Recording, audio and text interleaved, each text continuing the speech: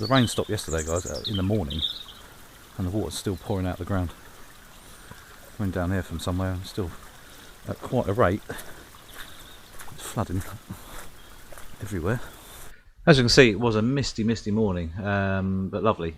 Pretty cold, but yeah, it was well worth getting up, but very limited. I was going to fly the drone, but obviously didn't get a chance because I just couldn't see it.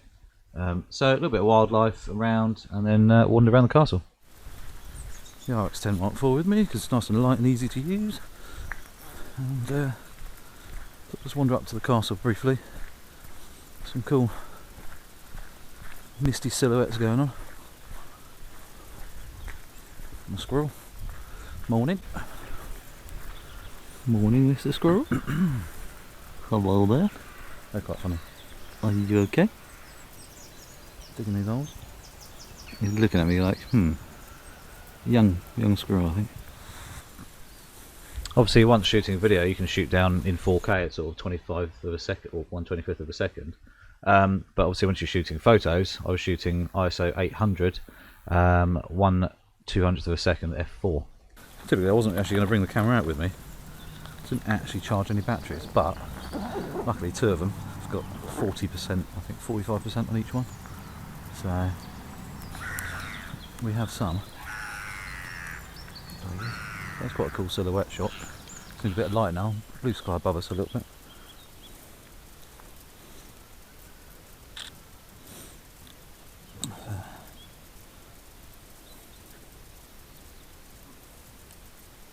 Handy having that 2.4 f2.4 lens, so you can get relatively good shutter speed even at low ISO in this light.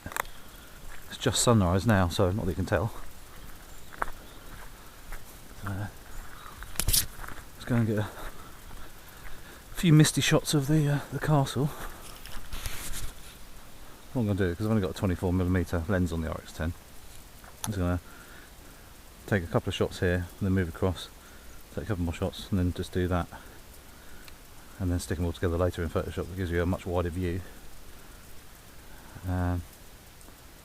especially something like this which is static. It just adds a different look to it.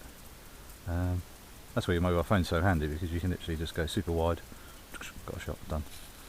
So, but anyway, the phone hasn't got a 24 to 600mm, so gains on both really. Right, let's get some shots then. I'll start off with the castle actually. Shooting f5.6, give some depth. Pretty focused, and because it's misty, I've just focused on a point that will do it easily. And then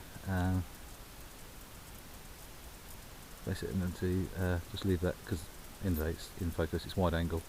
The castle's the focal point, so just leave it like that. So,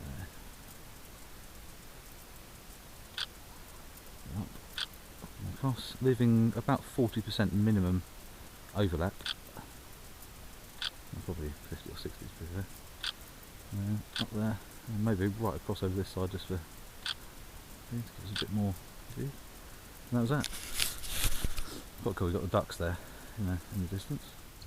Right, I just popped into Photoshop. Here is the misty shots. So basically all of them are there, and we're just going to highlight them. So I'm just going to show you how I would merge them. I don't even know if this is going to work. It doesn't always work perfectly, depending on how and when it did it. So I've highlighted all of them. I basically would normally sync the settings. So you right click on any picture, and then what actually happens means if you added some contrast, for example, it will do it to every single picture. Depending on how you want to, sort it out. So we could have a bit of tone to it, a bit of temperature. We could bring out the castle a bit more if we want to, but we can do this a bit later anyway if we need to. So let's take it back to what it was roughly.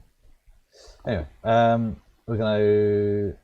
There's 2 ways of doing this. You can basically merge as a panorama, merge to HDR and enhance details. Never really used that. Don't really understand what it does. You also do a merge to HDR panorama. So if you've got multiple shots at multiple exposures, you can merge the whole lot as one. But what I like to do is, and I find it works best, is just open the whole lot. And it'll just open now individually. we zoom out a little bit. In a second, it shows you each shot that I've used and taken. I might have missed one actually. But anyway, and then what we do is we go File, down to Scripts, and then we go Load Files into Stack.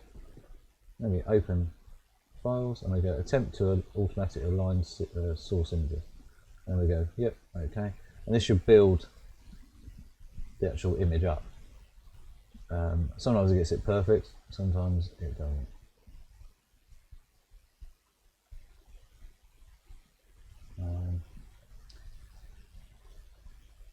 But depending on what it saw, there you go.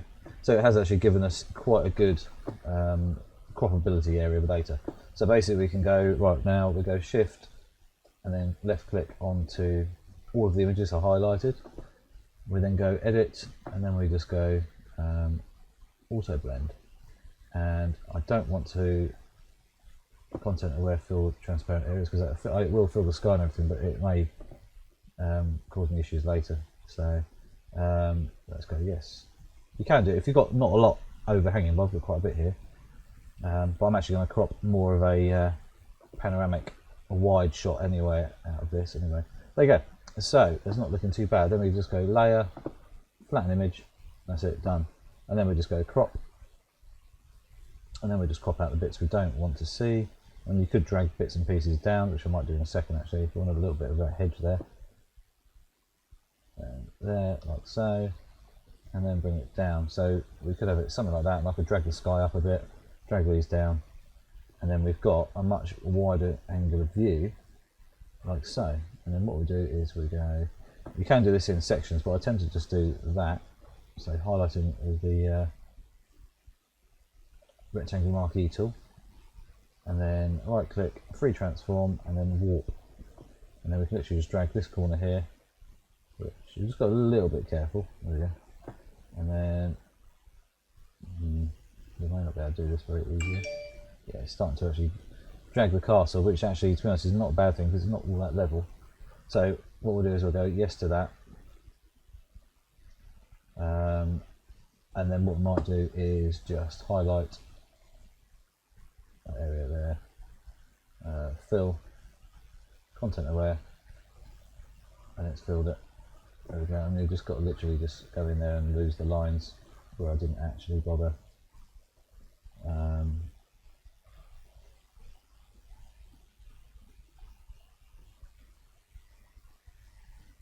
Might need a bit of work on that. But it kind of gives you the view that we were expecting from compared to the original shot, which was that shot there. So that's at 24mm, and that's with 9 photos merged. On a misty morning. We've still got a couple of issues up here. So what we'll do is just use a bit of a brush. Take a bit of that there. Big brush. And just get rid of it.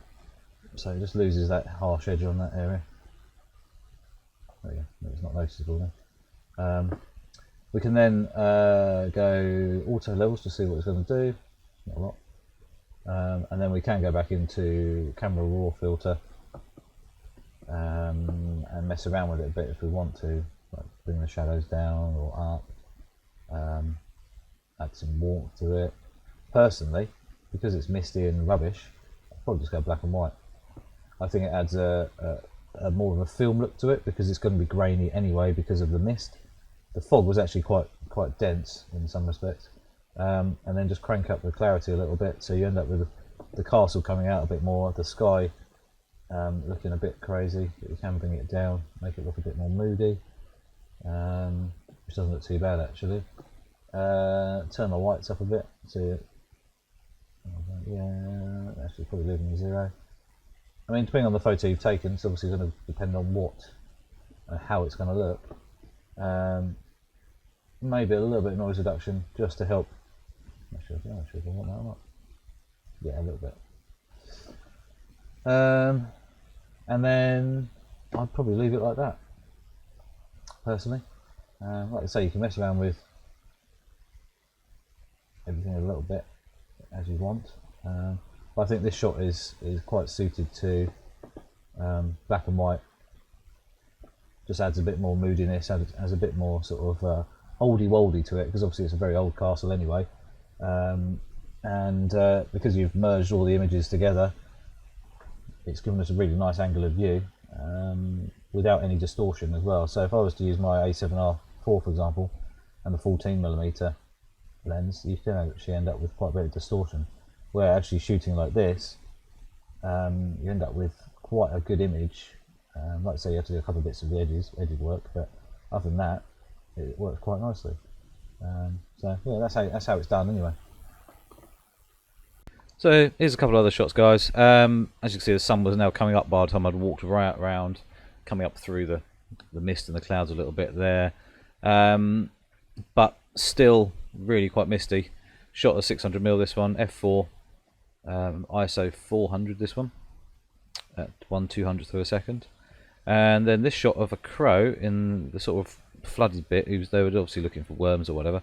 That's actually shot at ISO 400, 1/1000th of a second, f4. Worked quite nicely, just to bring out the blacks. I had to increase the shutter speed to bring the blacks out on the crow there, just to almost underexpose it, just to get through the mist.